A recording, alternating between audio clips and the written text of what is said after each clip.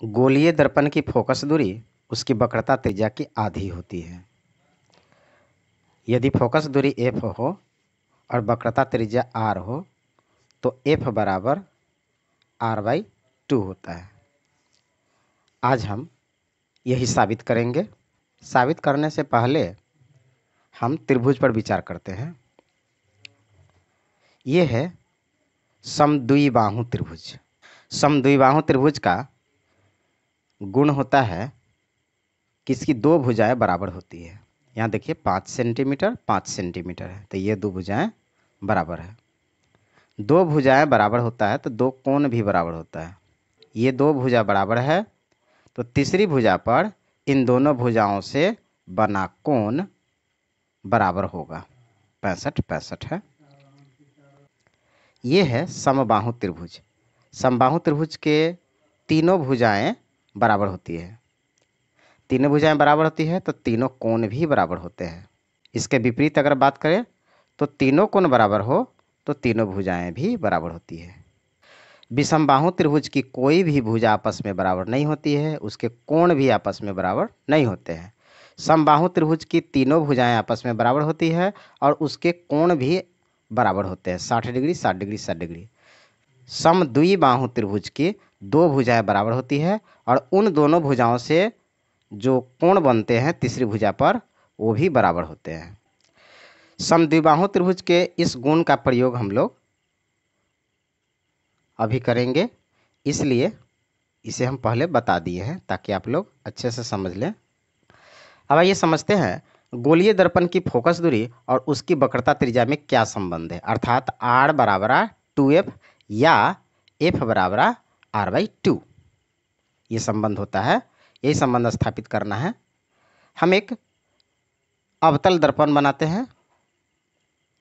ये है अवतल दर्पण। उभरे हुए सतह को रचित कर दिए तो ये अवतल दर्पण बन गया।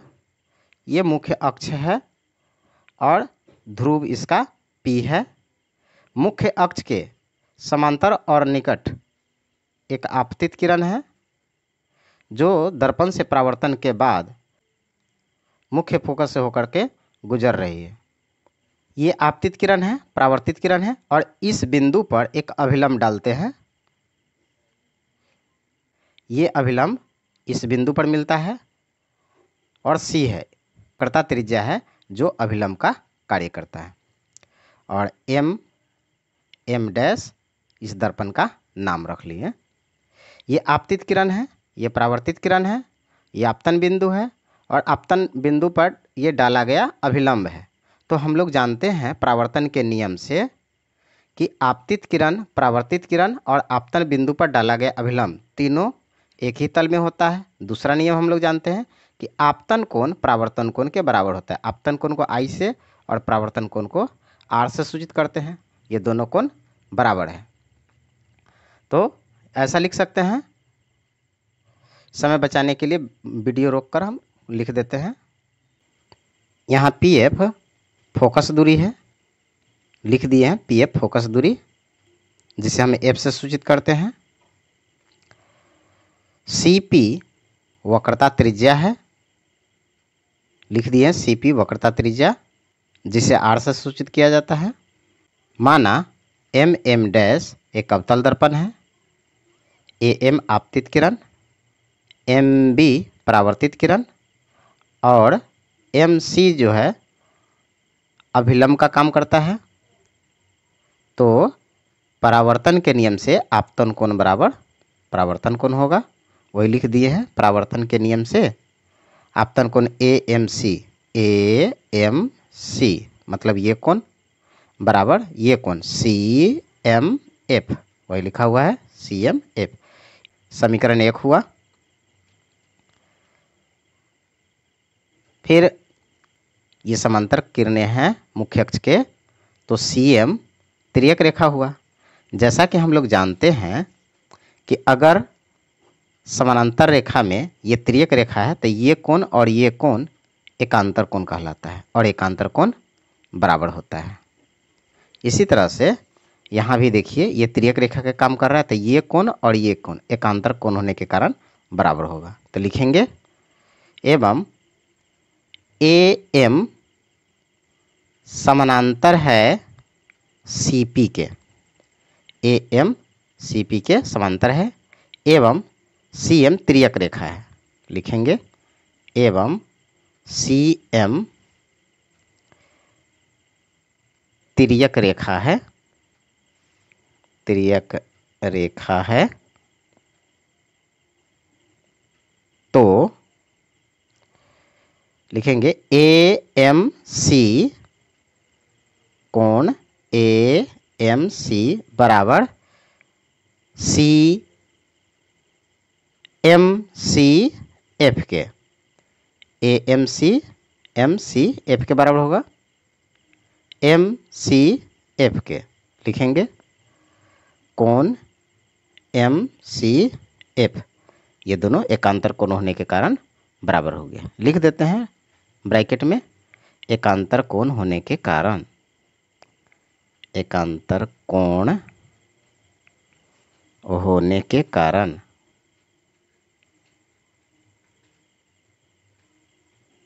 हो गया, ये समीकरण 2 हुआ। अब समीकरण 1 और 2 को देखिए। समीकरण 1 में है ए एम सी बराबर सी एम एफ, यहाँ भी है ए एम सी एफ। यहाँ ए एम सी समीकरण 1 और 2 में बायां पक्ष बराबर है, तो दायां पक्ष भी बराबर होगा।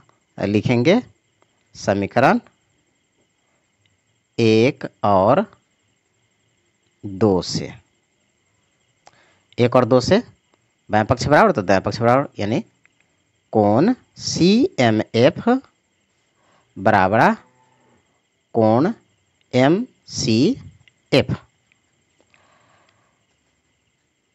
यहाँ त्रिभुज एम सी एफ को देखिए, ये त्रिभुज है एम सी एफ, एक त्रिभुज है, ये त्रिभुज है।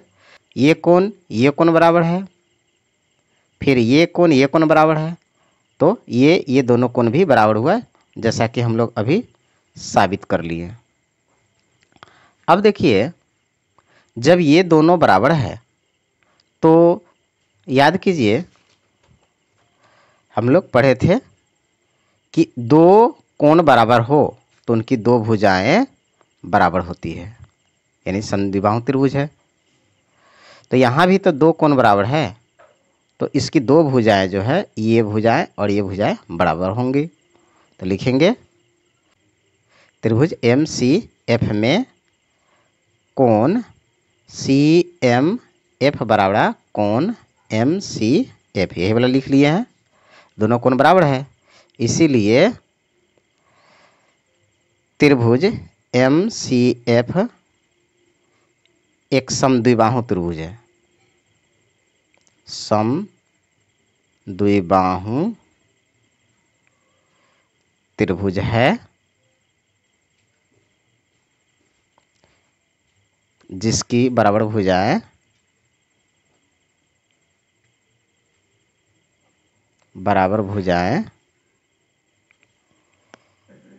कौन है, देखिए सी एफ और एफ एम, ये दोनों बराबर हो गया। लिखेंगे सी एफ बराबर एफ एम, ये समीकरण 3 हो गया। चूंकि हम लोग छोटे द्वारक पर विचार कर रहे हैं, मतलब ये समानांतर तो है, अत्यंत निकट, ये अत्यंत निकट लिखेंगे तो आलेख बनेगा ही नहीं, इसलिए ये थोड़ा दूर करके हम लोग बनाए हुए हैं। लेकिन ये छोटे द्वारक पर विचार कर रहे हैं तो एफ एम और एफ पी, एफ एम और पी एफ, ये दोनों भुजाएं लगभग बराबर होती है। तो लिखेंगे पी एफ बराबर एफ एम, ये समीकरण 4 हो गया। अब 3 और 4 में देखिए तो एफ एम यहाँ भी है, एफ एम यहाँ भी है, तो ये दोनों बराबर, इसका मतलब ये दोनों बराबर हो गया। तो लिखेंगे समीकरण 3 और 4 से दायां पक्ष बराबर तो बायां पक्ष भी बराबर, तो लिखेंगे सी एफ बराबर पी एफ, सी एफ बराबर पी एफ लिख दिए। तो सी एफ बराबर पी एफ जरा गौर से देखिए, या कहाँ है, ये है सी एफ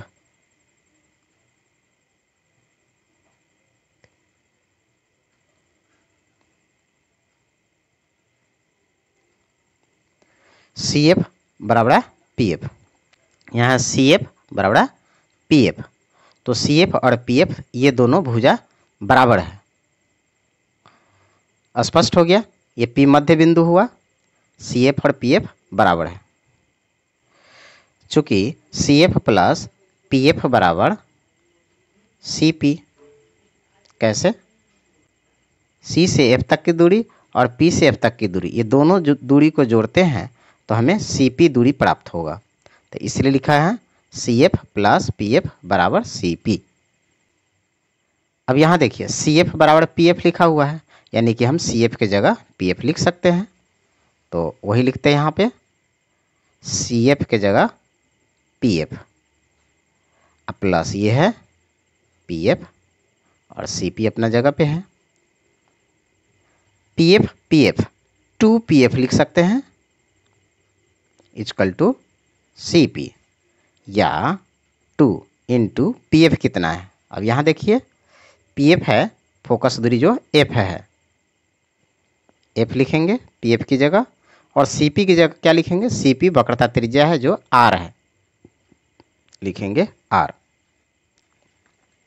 इसलिए एफ बराबर आर, 2 को एक तरफ ले आते हैं बाई 2 हो जाएगा। हमने प्राप्त किया एफ बराबर आर बाई 2, अर्थात दर्पण की फोकस दूरी वक्रता त्रिज्या की आधी होती है। अतः गोलीय दर्पण की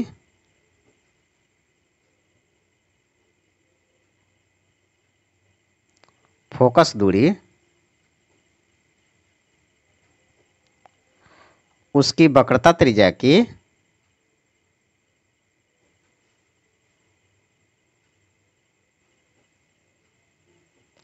आधी होती है।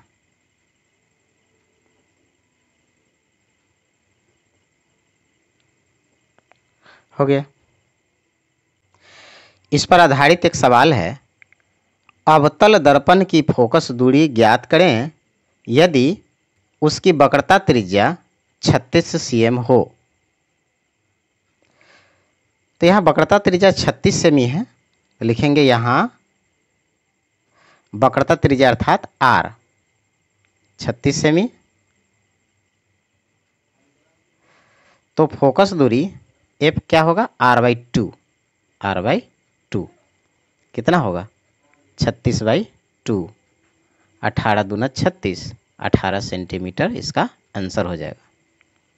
एक और सवाल है, यदि उत्तल दर्पण की फोकस दूरी 25 सेंटीमीटर है तो उसकी वक्रता त्रिज्या ज्ञात करें। चाहे उत्तल हो या अवतल हो, फोकस दूरी रहे तो वक्रता त्रिज्या कैसे निकलेगा?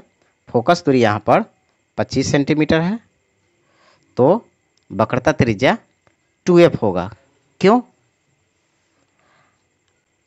f बराबर आर बाई 2 होता है, इसको क्रॉस मल्टीप्लाई करते हैं तो r बाई क्रॉस मल्टीप्लाई करते हैं तो r इक्वल टू 2f होता है। तो यहाँ है हमें फोकस दूरी दिया हुआ है तो r निकालना है तो 2f निकाल लेंगे, 2 इंटू एफ, एफ मतलब 25 सेंटीमीटर, 25 दूना 50